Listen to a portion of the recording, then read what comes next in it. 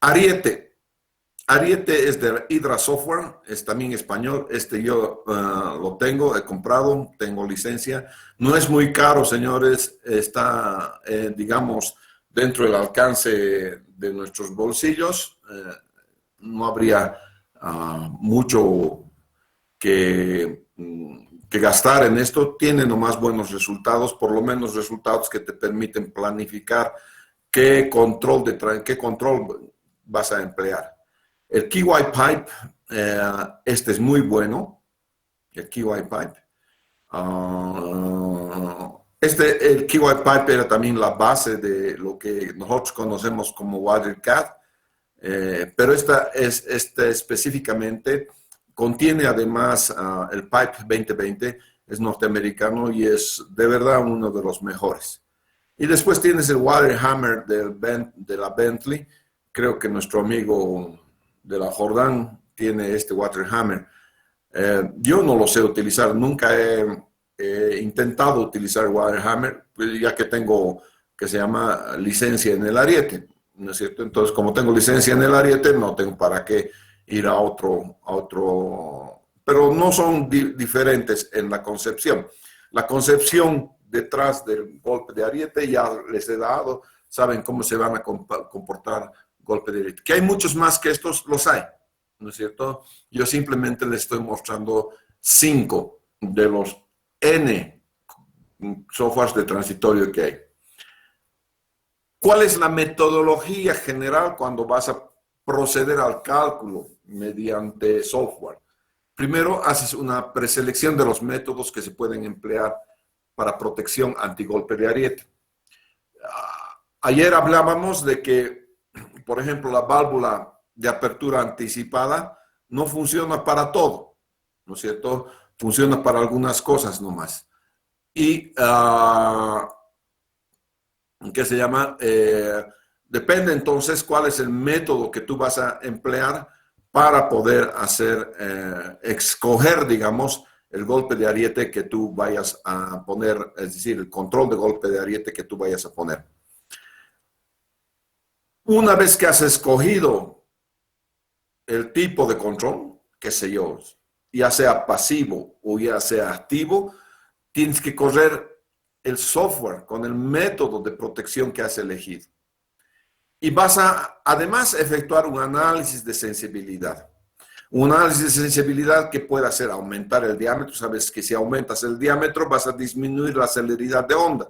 Vas a disminuir el tarado, por ejemplo, en las válvulas, en el piloto de baja o en el piloto de alta de una válvula anticipadora de golpe de Ariete.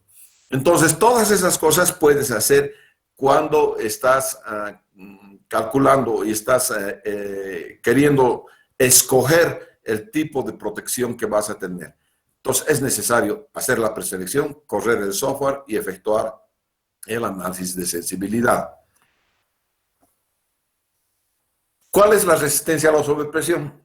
Cada fabricante ofrece 2 informaciones básicas, muchas más, pero 2 básicas con respecto a la resistencia a la sobrepresión. Primero te va a dar la clase o resistencia del tubo. ¿Qué clase es? Clase 9, clase 10, SDD 21, PN 26, PN 25, PN 12.5, PN 16. Esa clase ya viene cuando tú vas a comprar el tubo. Directamente tú le puedes decir, yo quiero un tubo PN 12.5.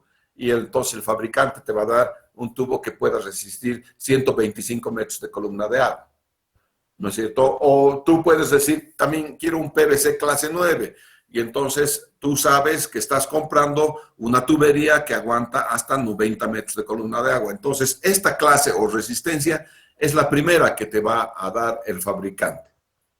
También el fabricante te va a dar una resistencia a la rotura de la tubería. Si es que es una buena fábrica, va a hacer entonces sus pruebas, ¿no es cierto?, en laboratorio, y va a reventar unos cuantos tubos y entonces va a encontrar lo que se llama el factor de servicio. Entonces, la diferencia entre estos dos, la presión de rotura y la resistencia con la cual te venden la tubería, se llama factor de servicio. Es muy importante este factor de servicio. Porque en transitorios, muchachos, el efecto que se produce en un transitorio es de muy corta duración. No necesita entonces la tubería estar sujeta y responder, digamos, eternamente a un factor de servicio, digo, a una presión tal que pueda ser peligrosa para la tubería N tiempo. No, es muy cortito el tiempo. Entonces, este factor de servicio es bien importante. Por ejemplo, la PAM, Saint-Gobain, en sus catálogos para fierro fundido dúctil, el factor de servicio es 3, o sea, aguanta 3 veces más que la resistencia nominal del tubo que te está vendiendo. Por otra parte, es obvio que no vas a diseñar con el factor de servicio para golpe de ariete. Entonces, esto es bien importante. La AWA, que es la American Water Works Association, establece un máximo de 1.5 veces la presión nominal de trabajo para tuberías de acero y polietileno. O sea, una tubería clase 9, por ejemplo, va a poder aguantar 1.5 veces más, ¿no es cierto?, un golpe de ariete, por así decir. Y la norma boliviana acepta esto, porque cuando tú estás haciendo la prueba de presión en las tuberías, te dice, oiga, va a subir, por favor, la presión, con agüita va a subir hasta 1.5 veces la presión nominal, y ahí tiene que aguantar 2 horas, ¿no es cierto?, y no bajar el manómetro. Entonces, pero eso es poco a poco, que va subiendo, ¿no es cierto? Y la deja ser 1.5 veces la presión nominal, ¿ya? En un golpe de ariete esto es inmediato, ¿no es cierto? Entonces, son fenómenos de muy corta duración. Pero como le has hecho la prueba para que aguante 1.5 veces, seguramente entonces tu tubería va a estar bien diseñada y va a poder aguantar, ¿no es cierto? El vacío, la presión negativa, lo que genera es el aplastamiento de la tubería, ¿no es cierto? Eso genera entonces presiones externas que aplastan la tubería. Los fabricantes no hacen pruebas de vacío. Son muy raros los que hacen pruebas de vacío. Casi ninguno hace. Yo les he mostrado una prueba de vacío, pero para camiones que transportan gas en los Estados Unidos, ¿no es cierto? Y esa es una prueba bastante interesante la que les he mostrado. Pero es para otro tipo de conducto de agua o de tanque de gas en este caso. Kisseliov, en 1972, nos da esta formulita que es la presión crítica, que es 24 veces, ¿no es cierto?, el módulo de elasticidad de la tubería, I, que es el momento de inercia, B, que es la longitud del tubo, y D, que es el diámetro de la tubería. Si el módulo de elasticidad los dividimos entre 1 menos mu cuadrado para considerar tensiones longitudinales, entonces la presión crítica va a estar dada por este valor, 2 veces E, 1 menos mu cuadrado delta sobre D, siendo delta, el espesor de la tubería y D, el diámetro de la tubería externo. Entonces, esto es lo que nosotros llamamos SDR, Standard Diameter Ratio, ¿no es cierto?, que es la relación del espesor al diámetro externo, ¿no es cierto? Entonces, pero es al revés, creo, el SDR. A ver, SDR 25, SDR 41, ya, ¿no es cierto? Entonces sí, es al revés. Entonces, en esta parte, tengan cuidado, entonces, este es el espesor y este es el diámetro externo, de tal manera que si vas a tener entonces una tubería, escoge una tubería cuyo espesor sea mayor o igual a la fórmula esta, que es un despeje de la presión crítica de trabajo dada por Kisseliov, ¿no es cierto? Eso es, claro, es hasta lógico, ¿no es cierto? Si tienes una presión crítica y esa presión crítica involucra el espesor de la tubería, entonces el espesor que vayas a escoger en tu tubería va a ser mayor o igual que este. ¿Cuáles son las conclusiones que tenemos acerca de las presiones? Primero, La presión máxima admisible, incluyendo la transitoria, deben estar en la presión establecida para la calidad de la tubería. Eso es lo primero que debes hacer. La presión mínima para cada tubería debe calcularse de acuerdo al diámetro, el espesor de la tubería y el caudal. Son dos cosas entonces. Vas a calcular una presión máxima y vas a calcular una presión mínima. La presión máxima, ¿no es cierto? Si tu tubería es clase 9, tiene que estar dentro de ese clase 9. Si es PN 20, tiene que estar dentro de ese PN 20. El 1.5 es solamente un factor de seguridad que hace que tu tubería aguante las sobrepresiones. Y la presión mínima, para que no se aplaste la tubería, como están viendo acá, esta tubería de acero aplastada, ¿no es cierto? Tiene que ver con el diámetro, con el espesor del tubo, ¿no es cierto? Eso tú vas a calcular entonces para calcular la presión crítica, y a través de calcular la presión crítica vas a obtener cuál va a ser el espesor de la tubería que es necesario utilizar en tu diagrama. En bombeo, ¿cuáles son las condiciones más desfavorables en transitoria? En una estación de bombeo, tú vas a tener dos puntos de referencia o dos puntos de funcionamiento del sistema. Este es uno y este es el otro. ¿Por qué tienes dos? La curva baja en verde y la curva alta en azul. Son curvas que son las llamadas de funcionamiento del sistema y tienen que ver aquí con la altura a la cual se encuentra el agua en la estación de bombeo.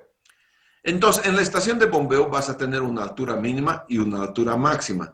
Entonces, de la altura mínima vas a encontrar esta curva paralela, ¿no es cierto?, a la de la curva de altura máxima. Simplemente van a variar acá. Y esta variación se va a dar por el nivel de agua que se encuentra en el cárcamo de bombeo. A veces se encuentra en máximo nivel, ¿no es cierto? Entonces estás aquí en este punto. A veces se encuentras en mínimo nivel y entonces estás en este punto. Esos dos generan entonces, de acuerdo a la tubería, al diámetro de tubería, diámetro interno, generan esas dos curvas y también generan dos puntos de funcionamiento del sistema. Esta curva que ustedes están viendo simplemente es una sola y es la curva que tenemos para una bomba en particular. Es la llamada curva HQ. Donde se cortan las dos curvas, entonces tenemos lo que se llama el punto de funcionamiento del sistema.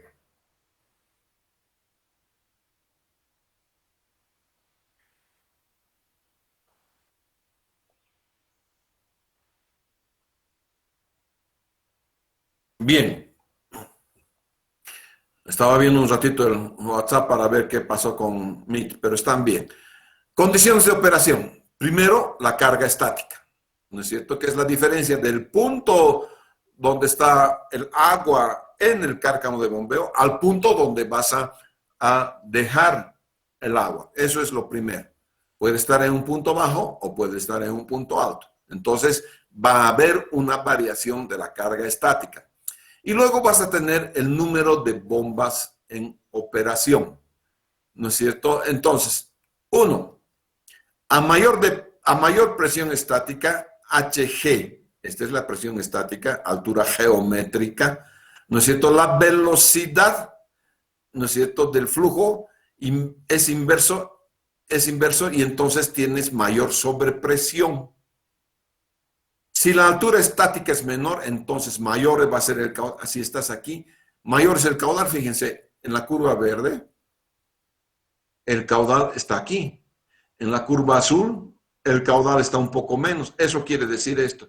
Si la altura estática es menor, entonces mayor va a ser el caudal. Y una vez que le has metido más caudal a una tubería, obviamente la velocidad va a ser mayor. En consecuencia, es mayor también la depresión en la parada de las bombas y como resultado de ello va a ser mayor la depresión con una altura geométrica mínima. Esto es la segunda fila, ¿no es cierto? Entonces, si la carga estática está en mínimo, ¿no es cierto? Y de acuerdo al número de bombas, esa es tu carga estática crítica, ¿no es cierto?, te va a causar una mayor depresión. En la primera de las explicaciones, si tienes mayor, estás aquí en este punto, ¿no es cierto? La velocidad es inversa, ¿no es cierto? Por supuesto, porque tienes menos caudal, entonces vas a tener menor velocidad y entonces en este caso vas a estar aquí, en este punto, ¿no es cierto? En la primera de las líneas, que sería que tengas cuando tienes una carga estática y tu carga estática está en el máximo. Si una sola de las bombas está en funcionamiento, aquí hago caso omiso de este número de bombas, y una sola bomba está en funcionamiento y se para el flujo, entonces es mayor la rotación reversa, ¿no es cierto? Eso quiere decir, algunas bombas aceptan una cierta velocidad de rotación en reversa. Obviamente no hay que apostarle a eso, hay que ponerle nomás una protección. Por lo menos se pone dos válvulas, una válvula que es de unidireccional, necesito, y la otra válvula que es la válvula cortina, que cierra el flujo, ¿no es cierto? La válvula unidireccional o válvula check va a cerrar automáticamente cuando la bomba haya parado, ¿no es cierto?, haya parado el flujo, ¿no es cierto?, y si vuelve, ¿no es cierto?, puede tener alguna rotación en reverso.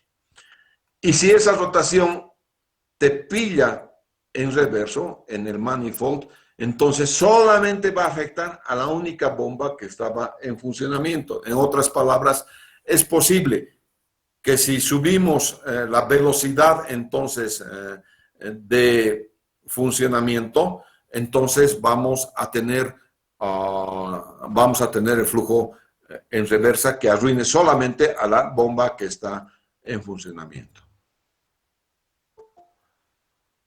¿Cuál es el procedimiento de diseño entonces? Las presiones máximas, incluyendo sobrepresiones, no exceden la clase de tubería, ni se producen vacío. Entonces, ahí tienes fin del análisis, ¿no es cierto? Si has corrido el software, ¿no es cierto?, y las sobrepresiones están dentro de la clase de tubería que tú has elegido, y no hay vacíos, y hasta se acabó. No tienes transitorio, tranquilo tú, entonces tienes fin del análisis, ¿no es cierto?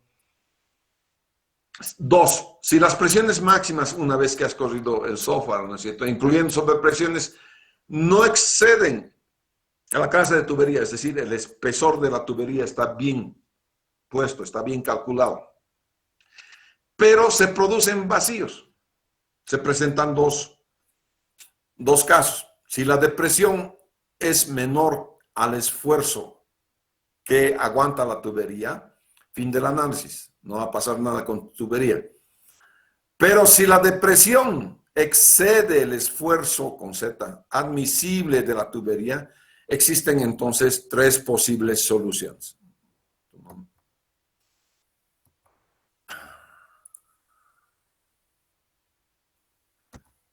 Ya.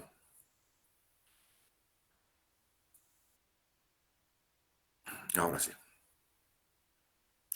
Primero puedes colocar una chimenea de equilibrio, ¿no es cierto? Esta es una chimenea de equilibrio. La desgracia de esta chimenea es que tiene que ser tan alta como la altura estática que tenga el recipiente, que es el tanque de donde tú estés sacando el agua. Puedes tener entonces también una válvula que es de apertura automática, que es esta, ¿no es cierto? La válvula, este es un hidroneumático, perdón. Un hidroneumático visto por dentro, ¿no es cierto? Aquí tienes la parte que es con aire y la parte del bladder que se infla con agua.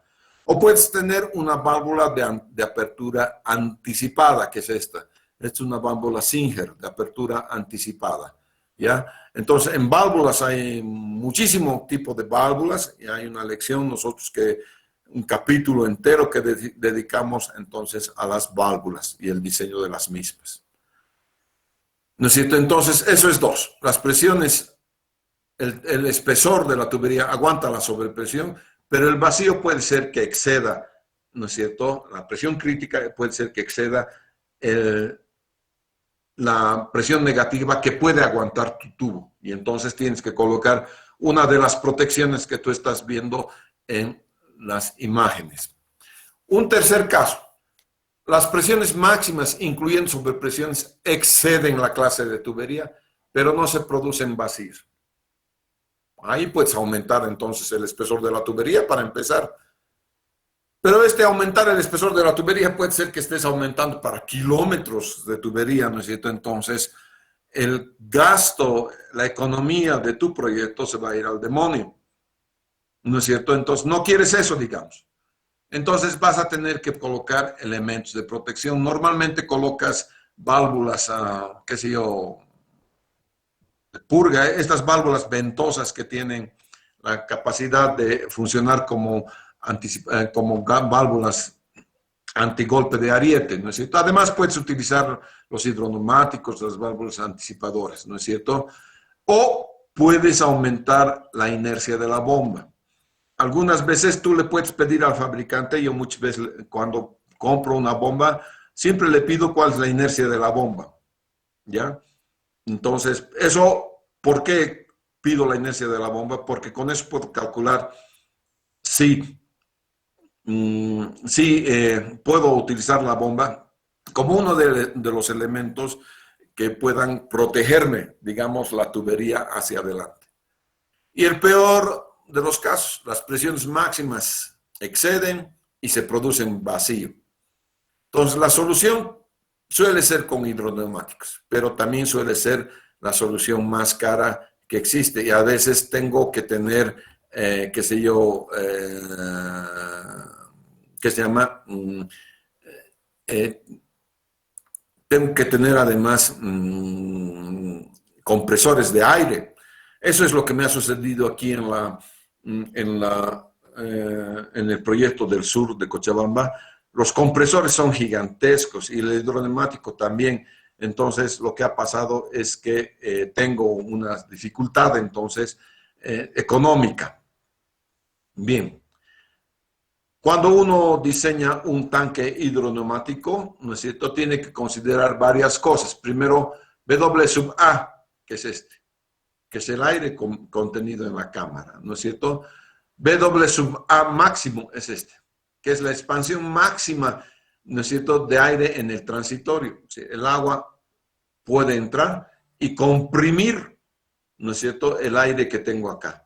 W total es toda la altura, todo el volumen total del hidroneumático y vas a ver, ¿no es cierto?, que cualquier software te va a pedir entonces dos datos, esenciales los dos datos, ¿no es cierto? Un dato que es el K de salida, ¿no es cierto?, con cuánta rapidez vas a meter, si digamos aquí el agua se ha cortado la bomba y sigue dando agua por acá, hacia atrás se genera vacío. En ese mismo instante, el hidroneumático te suple esta agua que está dentro del tanque, siempre está. Pero algún rato va a reflejarse la onda, ¿no es cierto? Entonces, cuando se refleje, tiene que entrar por aquí. Este tiene una válvula unidireccional, no deja que entre directamente, porque si no, ya también el hidroneumático va a sufrir. Entonces, esta valvulita, la válvula de entrada, tiene que ser calculada. Entonces vas a necesitar el diseño a través del software. Vas a ver más grande el hidroneumático, más pequeño este K, vas a ver, vas a tener que simular cuánto va a ser este K de entrada para ver esta válvula. Si es más grande, más pequeña, todas esas cosas necesitan un software para diseño. Este es el software que tengo yo, es el Ariete, ¿no es cierto? Y fíjense el procedimiento. Primero, voy a suponer que el volumen de aire, voy a suponer un volumen de aire y correr el software con K de entrada igual 0. Fíjense, aquí tienes el coeficiente de pérdida en la entrada. Entonces, el K de entrada lo voy a hacer 0 y voy a ver, vas a ver que esto no resiste, ¿no es cierto? Entonces, 2, voy a calibrar el volumen de aire, este volumen de aire, observando la formación de vacíos en la tubería, ¿no es cierto? Si no se presentan, voy a ir disminuyendo W sub A, que es todo el volumen de aire, ¿no es cierto?, que encuentra, y en consecuencia, el tamaño del hidroneumático que tenga va a ser menor. Entonces voy a ir disminuyendo hasta el punto donde sí se me puede presentar un vacío en la tubería. Ahí digo un poquito, el siguiente más grande es el hidroneumático que necesito. A ese procedimiento de diseño se llama optimización del diseño. Si la sobrepresión es menor a la admisible, se acabó ahí y fijo entonces las condiciones para mi hidroneumático. Si la sobrepresión sobrepasa en algún punto a la admisible, voy a aumentar esta K de entrada y voy a optimizar nuevamente el sistema. La K de salida normalmente es despreciable, más o menos es igual a 1, ¿no es cierto? Y se puede aumentar entonces la reserva, una vez que has calculado, se puede aumentar entonces una reserva al W total del 10 al 15%. Fíjense entonces cuáles son los datos que me pide el software Ariete. Me pide la altura total del tanque, me pide el volumen de aire, me pide a qué presión voy a poner el aire, porque esta presión del aire es importante, a qué presión la voy a poner, me va a pedir el diámetro de la tubería y en la salida me pide el diámetro de la salida, el coeficiente de pérdidas para la salida, que más o menos es 1, ¿no es cierto? Y el coeficiente de pérdidas para la entrada, ¿no es cierto? Entonces voy a tener las dos cosas. ¿De dónde encuentras estos coeficientes? Es el fabricante que te va a dar sus coeficientes. La torre de oscilación. ¿Cómo voy a diseñar una torre de oscilación? En primer lugar, ustedes saben que como mínimo la altura de torre de oscilación tiene que igualar la altura estática del tanque. Aquí está. Y entonces tiene para arriba un delta y para abajo un delta precisamente para que te permite oscilar el agua. Fíjense, esta torre de oscilación es gigantesca, ¿no es cierto? Entonces se trata, esta torre de oscilación lo que va a hacer es, tiene agua aquí adentro. Hasta aquí tiene agua, ¿no es cierto? Entonces, si esto cierras bruscamente, se refleja. Produce vacío, pero aquí entonces el agua que está en la torre va a entrar a la tubería. Llega aquí, produce una sobrepresión, aumenta la energía aquí en el tanque y se refleja. Encuentra cerrado y entonces oscila esto hasta arriba y va oscilando. Entonces va a reducir esas sobrepresiones hasta un admisible. Lo único que hay que hacer es evitar que el agua salga por aquí arriba. Eso a veces, por ejemplo, en ese mapa, en la torre de sobrepresión que está al lado de la Atahualpa, de rato en rato puedes ver que el agua sale nomás. No hay pérdida de agua, pero sale. En realidad, ese mapa tendría que aumentar un poquito el tamaño de la torre. No lo ha hecho, entonces tienes agua que sale. Esta torre que ustedes están viendo en la figura es pues grandinísima, ¿no es cierto? Y significa platita. Esta es solución cara. En ese mapa creo que lo han solucionado con un tubito nomás de PVC. Esta solución que ustedes están viendo aquí en la figura es cara, ¿no es cierto? Pero en ese mapa, como tienen poco, esta diferencia de aquí es poquito, le han puesto una tubería de PVC nomás aquí, ¿ya? Entonces, esa se utiliza entonces como torre de oscilación. ¿Cuál es el procedimiento? Se corre entonces un programa de software con un diámetro igual o menor que la tubería protegida, ¿no es cierto? Entonces vas a primero ver eso, ¿no es cierto? Pones el diámetro y corres el software. Y después vas disminuyendo o vas aumentando el diámetro de la torre de equilibrio, ¿no es cierto? Y eso se llama optimizar el diámetro.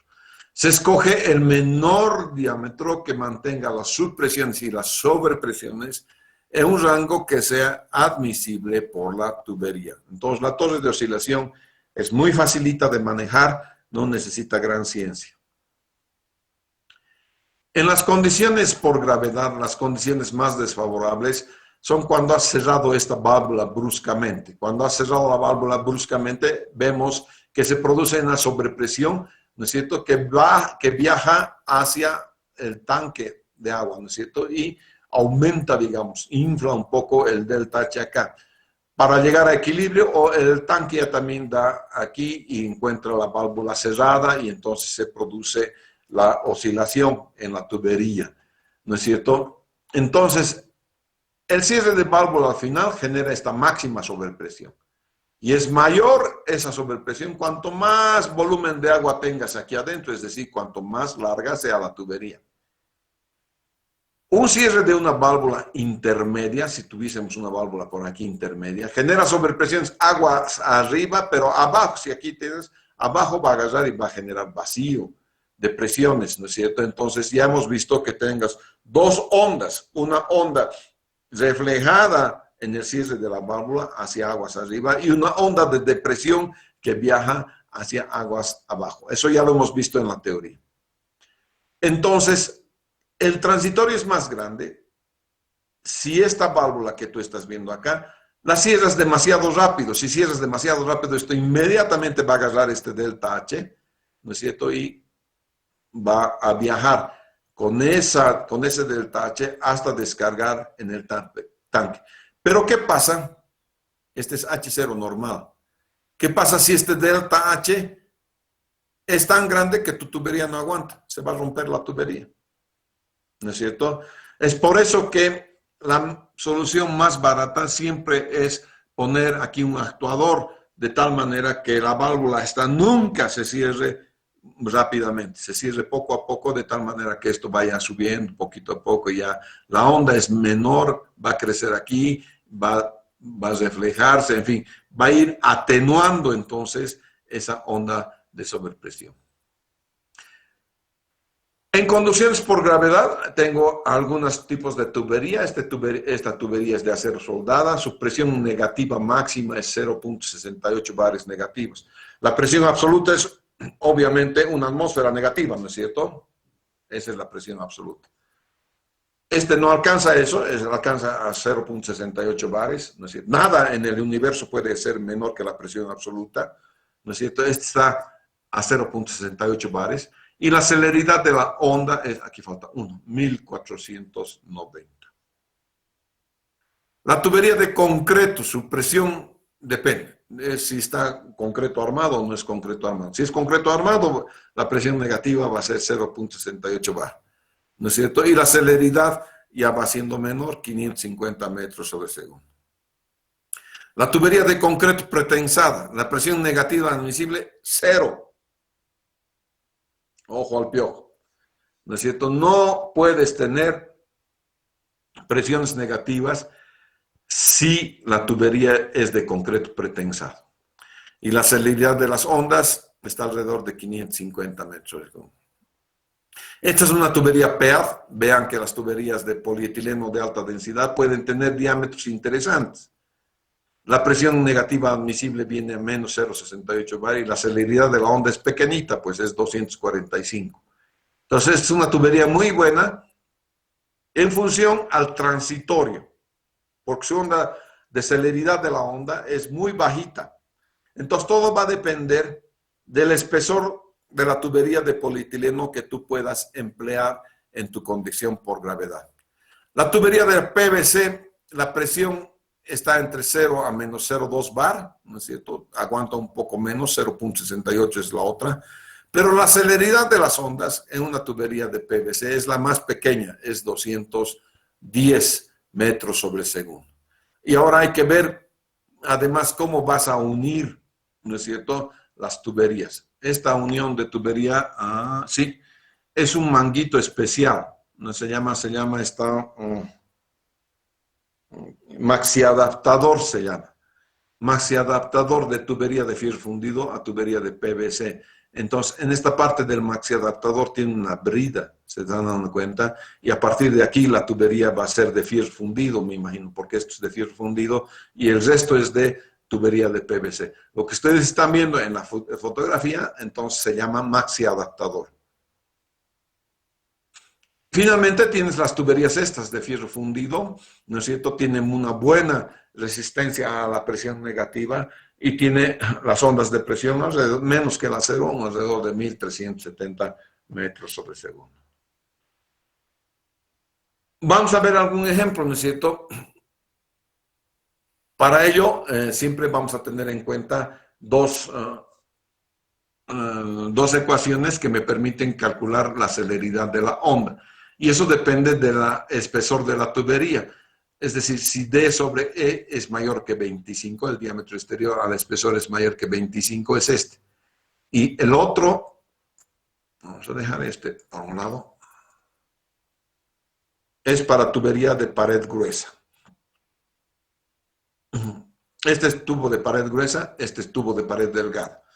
En todos tienes lo mismo, ¿no es cierto? En todos vas a tener lo mismo.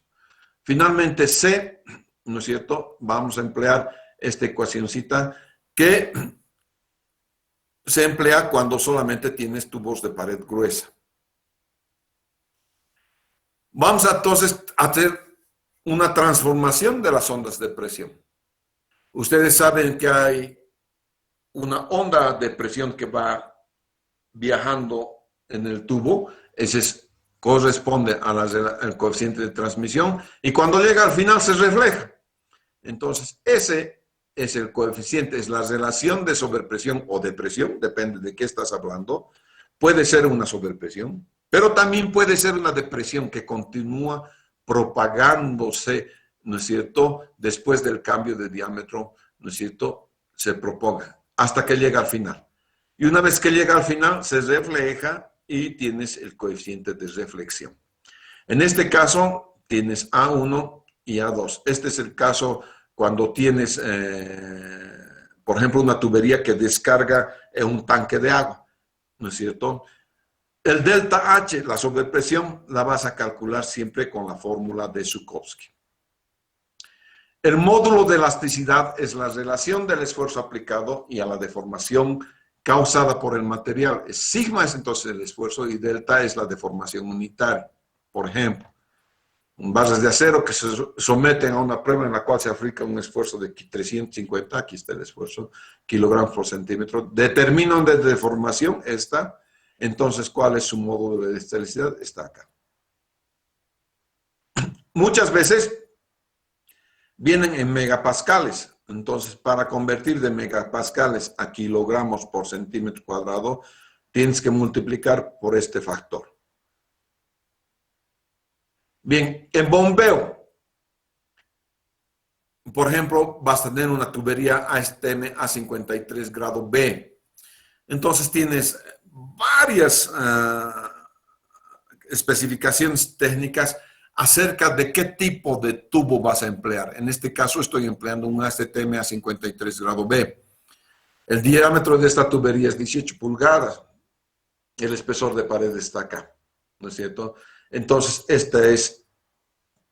esto que están viendo acá, ustedes, es el perfil del terreno.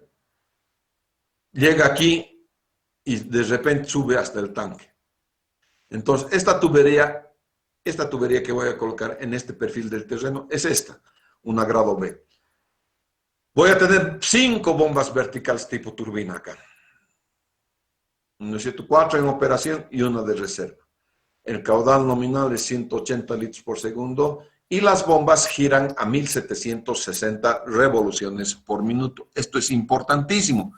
Tú puedes pedir entonces la relación de revoluciones por minuto que requieras en una bomba. Para este ejercicio que ustedes están viendo, tienen 2 niveles en el cárcamo. Ya les he dicho, tienes un nivel máximo y tienes un nivel mínimo, ¿no es cierto? Y aquí tienes para nivel máximo y nivel... La descarga tiene un solo nivel aquí, 1924.20, para ambos. ¿No es cierto? Entonces, la diferencia entre ambos es la altura estática.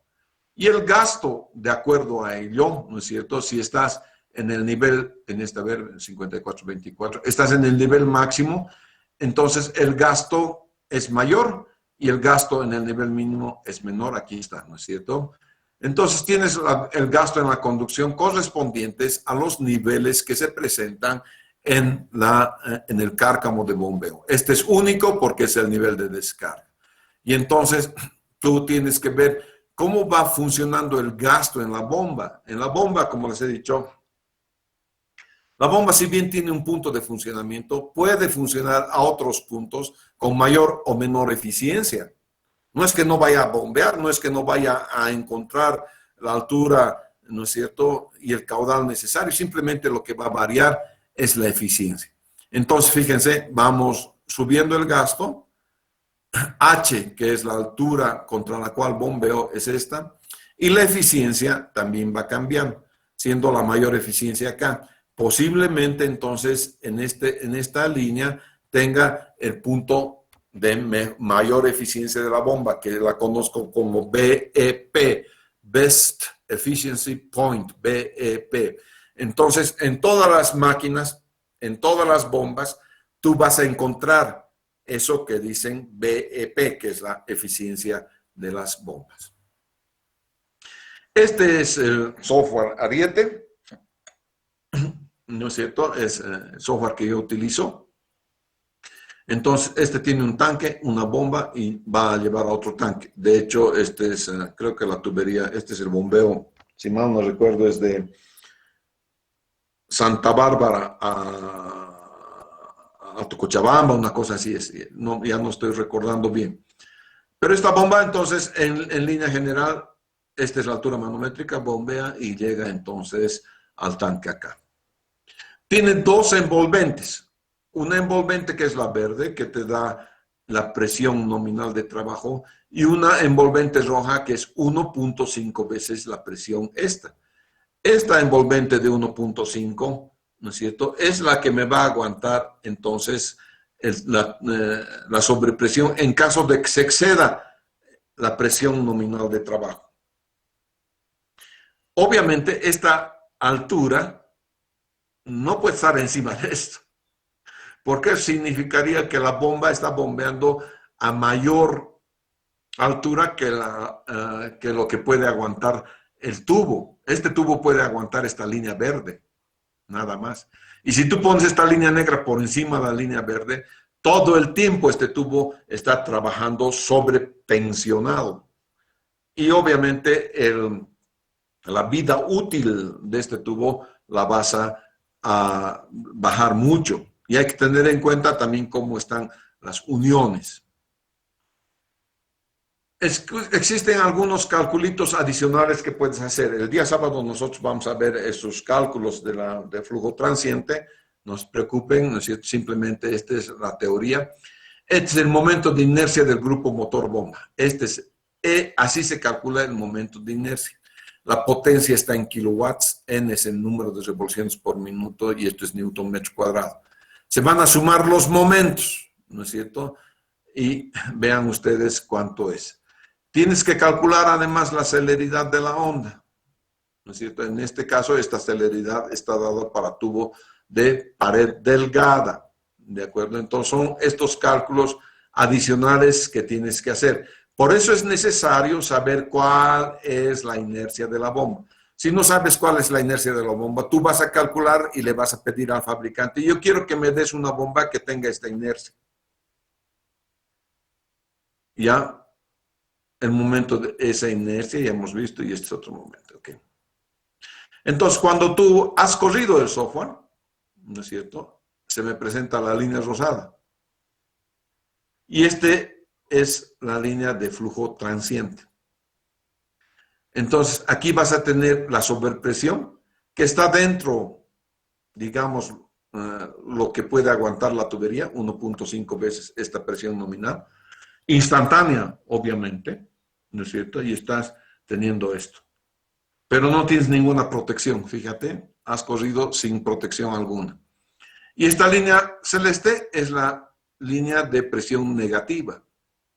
Entonces, aquí tengo presiones negativas que están por debajo del nivel del suelo. Esto es importante, muchachos, porque aquí se me produce vacío. Y hay que ver si se me produce la separación de la columna de agua. Es posible que por aquí se me produzca esa separación, si es que no tengo una protección. Obviamente puedo poner las protecciones que hemos visto para ver cómo se va a comportar después la tubería, ¿no es cierto? Vamos a hacer ese cálculo el día sábado.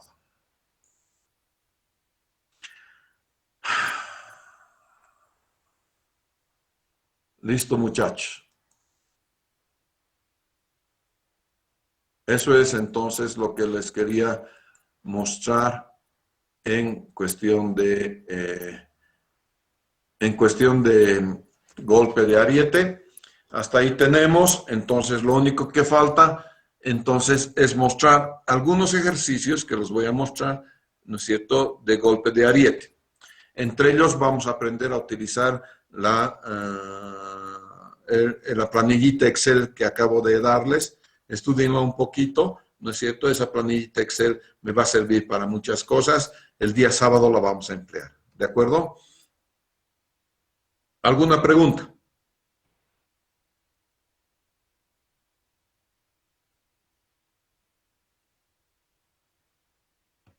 Bien, si no hay nada, entonces nos vemos el día sábado. Muchas gracias.